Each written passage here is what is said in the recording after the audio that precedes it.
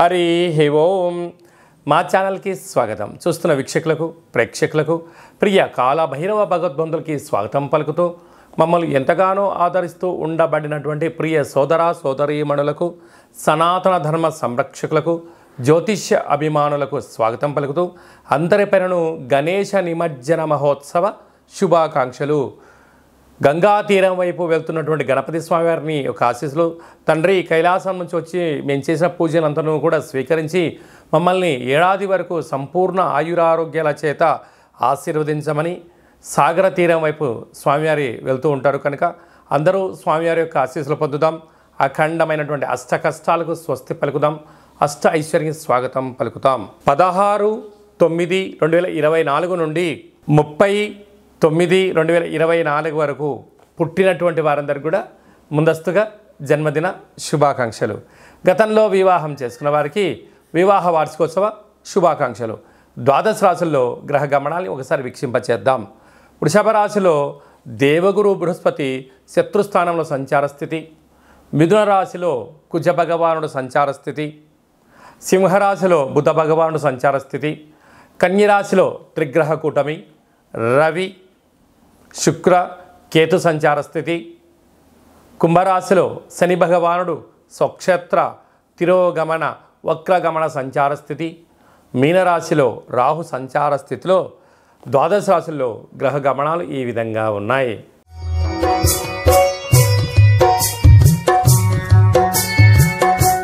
విఘ్నేశ్వర స్వామివారు గంగా తీర ప్రయాణ సందర్భంగా ఎలాంటి విధులను పాటించాలి? మకర రాశి వారికి ఒకవైపు ఏళ్లనాటి శని చివరార్ధ సంచార స్థితి. కుంభరాశిలో శని భగవానుడు వక్రగమన సంచార స్థితిలో ఉన్నప్పుడు శని దోషాన్ని ఎలా తొలగించుకోవాలో, గణపతి స్వామికి ఆశీర్వాదాలు ఎలా పొందాలో ఈ వీడియోలో తెలుసుకుందాం.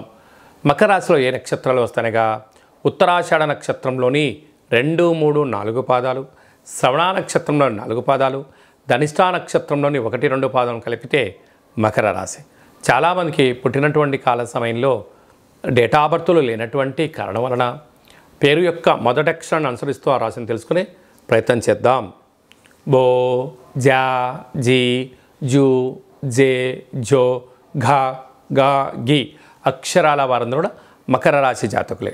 మకర రాశి యొక్క అధిపతి శని భగవానుడు కనుక శని యొక్క ప్రభావ సంచార స్థితి వక్రగమనంలో ఉన్నప్పుడు దోష సంచార స్థితిని తొలగించుకోవాలి అన్నట్లయితే వీలైనంత వరకు తెల్లటి నువ్వులను మంచి ముద్దగా ఏర్పాటు చేసుకొని అట్లా పాలు పోసి కలిపి ఒక 21 ప్రమిదలను ఏర్పాటు చేసుకొని దాంట్లో ఆవు నెయ్యి కానీ కొబ్బరి నూనెను కానీ వీలైతే కొబ్బరి చిప్పలో కానీ అంటే మనం కొబ్బరి సగభాగం కొట్టిన తర్వాత అందులోనైనా నూనెను పోసి గణపతి స్వామి వారికి భక్తి శ్రద్ధల చేత దివ్యమంగళమైన నీరాజనంలో సమర్పించుకొని మనసారా కళ్ళకు అద్దుకోవడం వలన ఈ యొక్క తెల్లటి ఉండలను నైవేద్యంగా ఏర్పాటు చేసి అటుకులను పక్షులకు కానీ జలచరాశులకు దానం చేయడం వలన శనిదోషం తొలగి వీరు అనుకుంటున్న మంచి ప్రపంచానికి మంచి ఆధ్యాత్మికంగా విద్య ఉద్యోగ విదేశీయాన వ్యాపార సామ్రాజ్యంలో ఉండబడిన వారందరికీ చాలా మంచి కాలము అని చెప్పి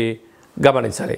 అలాగనే ధనస్థానంలో శని సంచార స్థితి వక్రంలో ఉండడం వల్ల అపోహలకు వెళ్ళొద్దు. వీలైనంతవరకు మౌనంగా ఉండండి. మీ యొక్క జన్మ నక్షత్రం రోజున పూర్ణిమ అష్టమి తిథి ఎందున దూరావాయు జల ప్రయాణాలు పెట్టుకోవద్దు. అపోహలకు వెళ్ళొద్దు.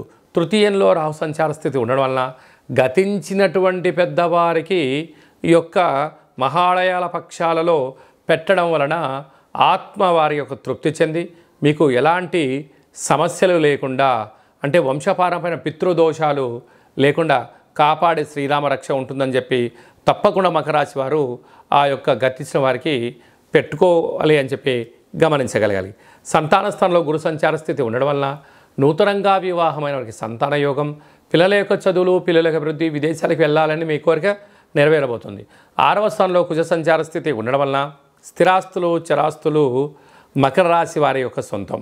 అలాగనే వీరికి విశేషమైనటువంటి భాగ్యస్థానంలో 3 గ్రహాల సంచార స్థితి ఉండడం వల్ల వివాహం కానీ వారికి ప్రయత్నంలో వివాహం సాధించడం, భార్యాభర్తల మధ్య అన్యోన్యత, ప్రేమికుల మధ్య సయోధ్య ఉండడం వల్ల స్థిరాస్తులు చరాస్తులు కొత్తమైన ప్రాజెక్టులు సంపాదించడం, ఉద్యోగ ప్రయత్నాల్లో మకర రాశి వారికి అన్నింటా సొంతం అని చెప్పి గమనించాలి.